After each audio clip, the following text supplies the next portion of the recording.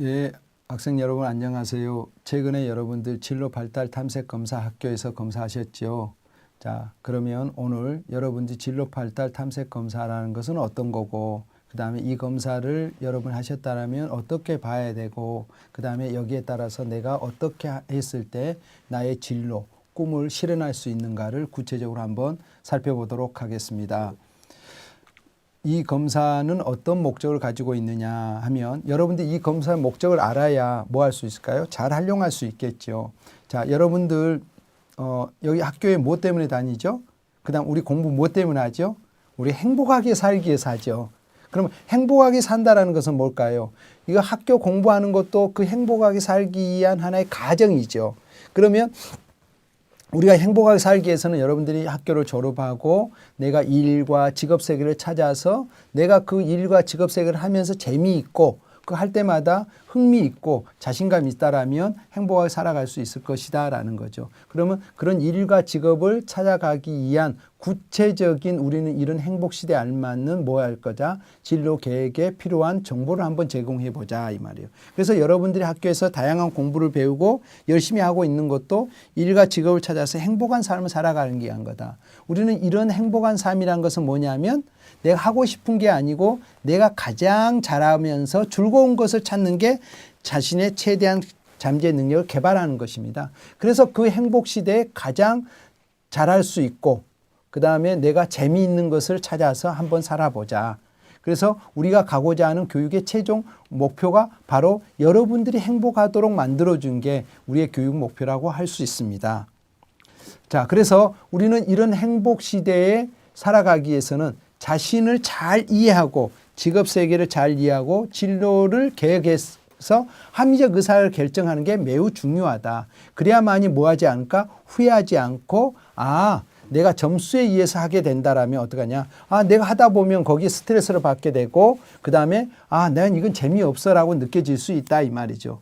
그래서 제일 중요한 것은 내가 잘하고 재미있는 걸 선택하는 이런 그러면서 그것에 대해서 나는 확신을 갖는 이게 갖도록 하는 게 이 검사의 목적이라고 할 수 있습니다. 그래서 자신의 진로를 결정하고 계획하여 진로를 선택하고 새로운 목표를 지속적으로 갈 수 있도록 평가하는 게 이 검사의 목적이라고 할 수 있겠습니다. 자, 그러면 구체적으로 정확히 말하면 바로 나를 잘 이해하고 직업세를 잘 이해해서 진로를 계획하고 합리적으로 의사결정해서 나는 잘할 수 있다는 자신감을 어느 정도 갖고 있는가를 뭐 하는 거다? 측정한 게 이 검사의 목적이라고 할 수 있다. 자, 그러면 이 검사를 구체적으로 그 목적을 보면 진로 계획에 의한 자기 이해, 그 다음에 직업 세계의 합리적 의사결정, 홀랜드의 진로 탐색 유형을 과학적으로 측정해서 나는 어떤 진로 목표를 구체적으로 계획할까에 해볼까, 그리고 이것을 실현해볼까에 필요한 자료를 제공하는데 이 검사의 목적이 있다라고 할 수 있다. 그러면 이 검사의 구체적인 그런 내용과 특징은 어떤 거냐? 자, 이 검사는 크게 진로 발달의 영역하고 그 다음에 진로 유형으로 나눠져 있습니다. 자, 진로 발달의 유형은 어떤 거냐면 중학생들이 여러분들에게 필요한 자기 이해, 그 다음 직업세계 이해, 합리적인 의사결정, 진로 계획의 구체적인 이런 자료들을 살펴보고 여러분에게 알맞는 진로 교육에 알맞는 그런 객관적인 뭐 해보자. 그 자료를 제시해보자. 그래서 자기 이해다 그러면 뭘까요? 나의 독특한 장점과 특성이 얼마나 잘 있는가를 객관적으로 이해하는 게 자기 이해입니다. 그 다음에 직업세계 이해다 그러면 뭘까요? 직업에 필요한 교육, 자격, 조건 이런 것들을 다양한 정보들을 이제 어떻게 알고 있는가를 알아보는 게 뭐다? 자기 세계, 직업 세계 이해라고 할 수 있습니다. 그 다음 이제 진로 발달의 영역에서는 뭘까요? 진로 계획에 해당되겠죠. 내가 나를 알고 다양한 직업 세계를 알아서 합리적으로 의사결정을 할 수 있도록 보는 게 뭐냐 하면 바로 진로 계획에 해당되고요. 그럼 내가 의사결정을 어느 정도 진로를 계획했다라면 이것을 내가 선택해서 진짜 잘할 수 있겠느냐. 그 다음에 이것을 강하게 내가 밀고 나가볼 수 있겠느냐. 나의 자신감이 있느냐. 이걸 보는 게 합리적 의사 결정을 보는 것이라고 할 수 있습니다. 그 다음에 이제 또 여러분들이 봐올 게 뭘까요? 홀핸드 진로 탐색 유행이라고 할 수 있다. 보통 이제 진로 탐색 단계, 여러분들이 지금 이제 진로 탐색 단계인데 여러분들이 가지고 있는 어떤 성향, 인성과 그 다음에 내가 가고자 하는 태도적인 측면들을 이제 구체적으로 봐서 뭐냐, 내가 어느 영역의 진로를 선호하고 있는가, 이런 것들을 이제 보는 게 바로 홀핸드 진로 탐색 유행이라고 할 수 있습니다. 그래서 홀핸드 진로 탐색 유형에는 현실형, 주로 내가 실제적인 사물을 대상으로 해서 활동적이고 근육을 하고 구체적으로 만지고 그 다음에 조종하고 이런 것들이 뭐에 해당되느냐 하면 이 현실력에 해당되는 유형이고요. 그 다음에 이제 두 번째가 뭐예요? 탐구형. 가만히 앉아서 질적으로 연구하고 추상적이고 과학적인 일 좋아하고 내가 탐구해서 막 기록하고 이런 것들이 해당되는 게 탐구형이고요. 그 다음에 여러분들의 관심이 많은 예술형, 심미적이고 감각적인 활동이면서도 사람적, 비교적 사교적인 이런 특성들을 이제 지니고 있으면서도 또 비사교적인 창조적인 일을 할 수 있어요. 그래서 이 예술형은 사행이면 것이면서도 비사교적인 이런 특성들을 가지고 있는 독특한 특성을 나타내는 게 이제 예술형이라고 할 수 있죠. 그 다음 이제 사행은 뭐예요? 타인을 위해서 봉사하고 그 다음에 사람과 사람과의 관계를 중요시하는 것들이 뭐냐? 사회형이라고 할 수 있습니다. 그래서 여기에는 상담가, 교사 이런 직들이 이제 여기에 해당되겠죠. 특히 사회복지 이런 쪽이 이제 사회형에 해당되겠죠. 또 이제 뭐예요? 설득형, 누구를 뭐 하는 거예요? 지배하고 설득하고 그 다음에 이끌어가려고 하는 이런 특성들이 강한 직업이 이제 설득이에요. 그래서 정치가, 행정가, 지도력을 발휘하는 어떤 CEO 이런 것들이 이제 설득형에 해당되고요. 이제 간섭형은 뭘까요? 어떤 체계적인 틀에 만드는 규칙과 규범에 맞춰서 그 틀에 맞춰서 활동하는 특성들. 그래서 논리적인 활동이 많으면서 틀에 맞는 활동을 좋아하는 것들. 그랬더니 뭐예요? 도서관 사서라든지 그다음 공무원이라든지 그다음에 어떤 은행원이라든지 이런 것들이 이제 여기 간섭형에 해당된다라고 할 수 있습니다. 자, 그러면 이제 이런 유형들을 측정했다라면 구체적인 검사를 어떻게 해석할까, 해석의 방법들을 이제 살펴보도록 하겠습니다. 그러면 여러분들은 지금부터 이 검사를 해서 어느 점수가 있다 그러면 내가 노력해야 되겠구나. 어느 점수가 있다 그러면 내가 이것을 꾸준히 유지해야 되겠구나. 이 정도 있다 그러면 이것을 발전해서 꾸준히 유지할 수 있도록 해줘야 되겠구나. 어느 정도 있다 그러면 이 점수면 내가 치료를 받아야 되겠구나. 이것을 한번 구체적으로 살펴보도록 하겠습니다. 그러면 여러분들의 점수는 백분율 점수와 T점수의 여러분 결과표가 나와 있을 겁니다. 그러면 여러분들의 백분율 점수에서 T점수 40과 60, 백분율 16%와 84%는 여기에 해당되는 보통이라는 겁니다. 그러면 뭔 말일까? 자, 50을 중심으로 해서 T점수가 50에 40에 해당된다. 그러면 이건 약간 부족하다. 그러면 뭘까요? 약간 노력을 해서 내가 건강한 상태로 가야 되겠다라는 의미를 하고 있고, 이쪽은 몇 점입니까? T점수 50에서 60점이니까 내가 어떻다라는 걸 좀 긍정적이다. 그러니까 이것을 좀 유지하는데 좀 더 노력해서 이 상태로 가도록 하자. 이게 이제 중요합니다. 그래서 T점수 30과 40이다 그러면 부족하다. 그러니까 이 사람은 뭐 해야 될까? 교육을 받거나 진로교육 프로그램에 참여해서 적극적으로 나를 뭐 해야 될까? 내 능력을 알고 그다음 직업세계를 알고 진로를 계획하고 합리적 의사결정을 해서 이 상태로 가보자. 매우 낮다. 이것은 뭘까? 치료가 요구되는다. 그래서 이 사람은 전문적인 상담, 진로 상담 선생님이나 그 다음에 외부의 전문가에게 뭐 할까? 진로 상담을 통해서 자기를 통찰하고 직업 세계를 알고 갈 수 있도록 해보자. 이겁니다. 그래서 T점수가 30점 미만이다. 그럼 매우 낮다. 이런 치료가 필요하다. T점수 30점에서 39점에 해당된다. 그럼 결핍됐다. 그래서 프로그램에 참석해서 나를 탐색하고 직업 세계를 알아보자. 그 다음에 T점수 40에서 59점 상태는 뭐다? 보통이다. 그래서 어떻다라는 거예요? 내가 지금 상태에서 일반 아이들하고 대부분에 가지고 있지만 이것을 뭐 해보자? 더 긍정적으로 발전시켜서 60점에서 뭐요? 69점 사이 정도로 유지해서 일관성을 유지해보자. 그 다음에 60점에서 69점은 높은 상태로서 이것들이 뭐 하도록 진로 발달이 떨어지지 않도록 늘 내가 관심을 가지고 나를 통찰하고 직업세계 변화에 대해서 관심을 갖고 유지해보자. 그 다음에 70점 이상은 매우 높은 상태로서 진로 발달 상태에서 아주 좋은 상태다. 그래서 이것을 뭐 해보자? 안정감을 가지고 뭐 해보자? 실천해보자. 이런 것들이 여러분한테 매우 중요하다고 할 수 있습니다. 그래서 심리검사에는 언점수가 있는데 이것은 여러분이 맞는 정답수로서 여러분들에게 그 비교할 수 없는 점수이기 때문에 의미 없습니다. 그러니까 여러분들은 언점수는 가지고 여러분한테 표에 제시되지 않았기 때문에 그거는 관심을 안 가주셔도 될 겁니다.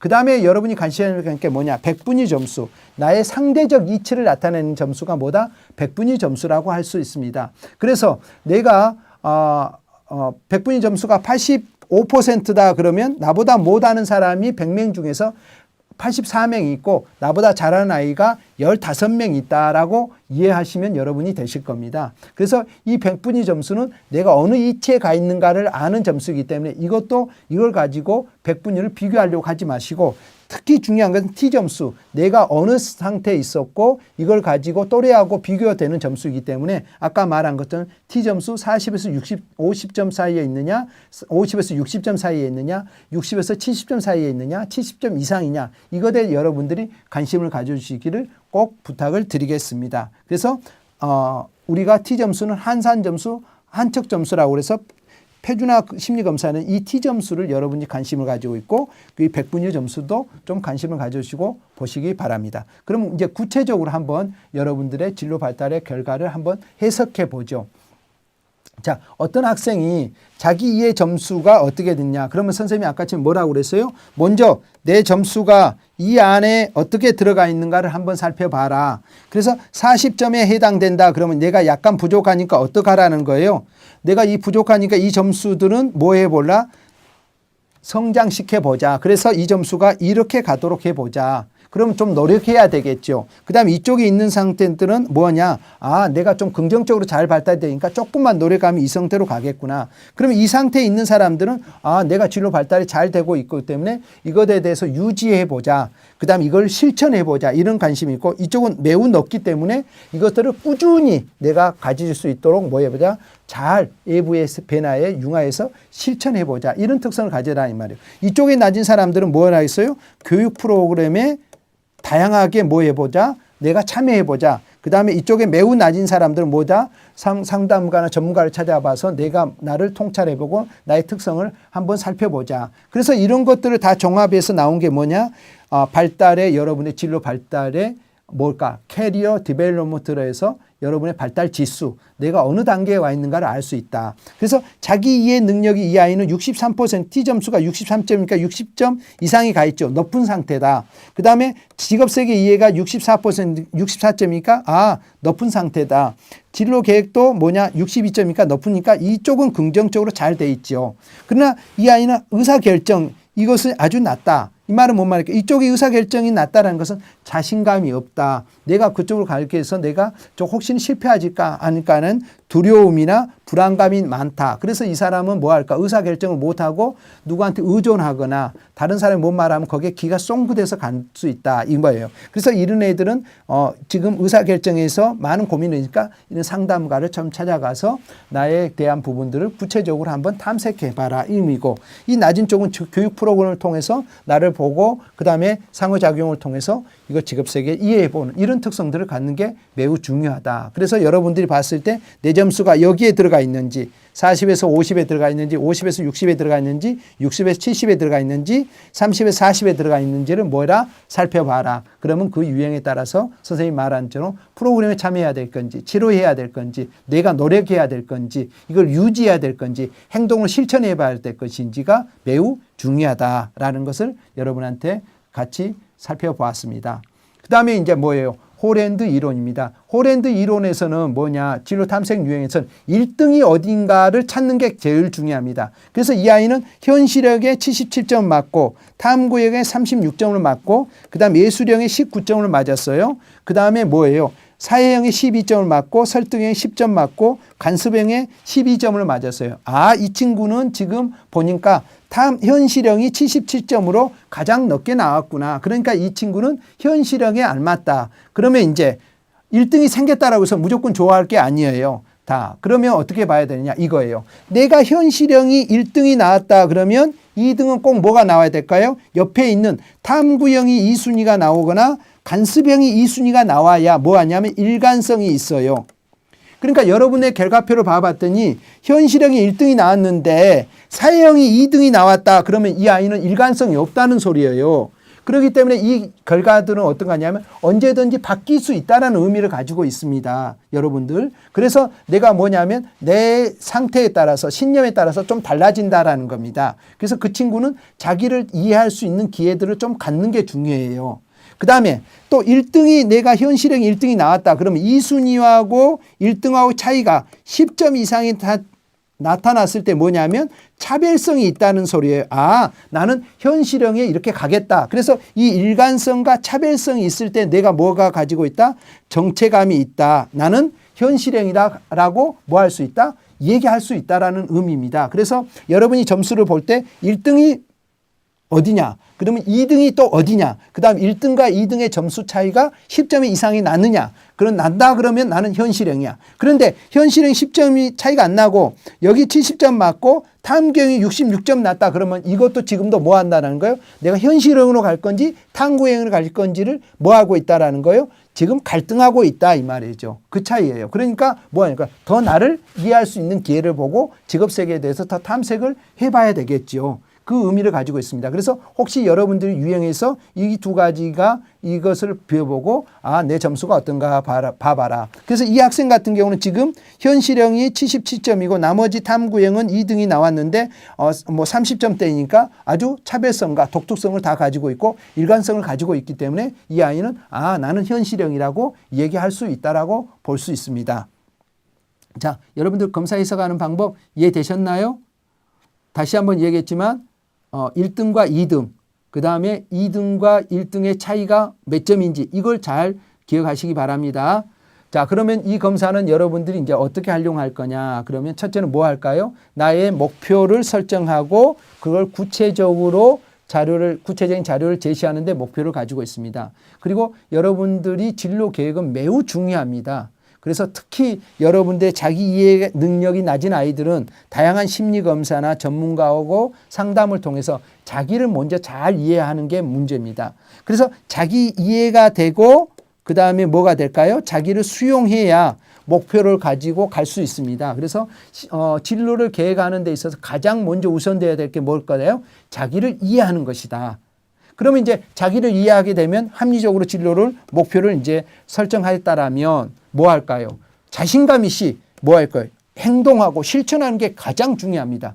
아무리 내가 좋은 계획을 가지고 있다 할지라도 실천하고 행동하지 않으면 아무런 의미가 없습니다. 그래서 여러분들이 내가 이런 꿈을 가졌다라고 잠정적으로 계획했다라면 그걸 위해서 지금 당장 해야 될 게 무엇인가 그걸 당장 하십시오. 그리고 그런 것들을 여러분들의 진로 발달과 유행을 봤다라면 그에 연계해서 이제 살펴보는 게 매우 중요하다. 그래서 여러분들이 내가 진로 발달이 좀 낮다라고 한다라면 인식 단계나 그 다음에 여러분들이 어떤 인식 단계를 벗어나지 못하고 있고 그 다음에 이제 탐색 단계에 있다라면 빨리 자기를 탐색하고 그 다음에 자기를 인식하고 직업세계의 다양한 정보들을 해서 진로 프로그램을 참여하셔서 여러분들을 자기를 알고 정보를 알아서 합리적 의사결정에서 그 목표를 세워서 뭐 해보라? 행동을 옮겨내라. 그래서 오늘날 여러분들에게 가장 중요한 것은 내가 어느 쪽으로 갈까의 방향성을 찾는 게 가장 중요하고 그 방향성을 찾아서 노력하는 게 두 번째다. 그러면 그 노력하게 되면 여러분들의 꿈은 다 이루어지고 꿈을 이루어지는 사람들은 뭐 하는 거다? 행복한 사람이라고 할 수 있을 겁니다. 그래서 여러분 모두가 저는 행복한 사람이 꿈을 이루는 사람이 될 거라고 믿습니다. 자, 여러분들 지금까지 저와 같이 여러분의 꿈을 찾는 작업을 해주셔서 대단히 감사합니다.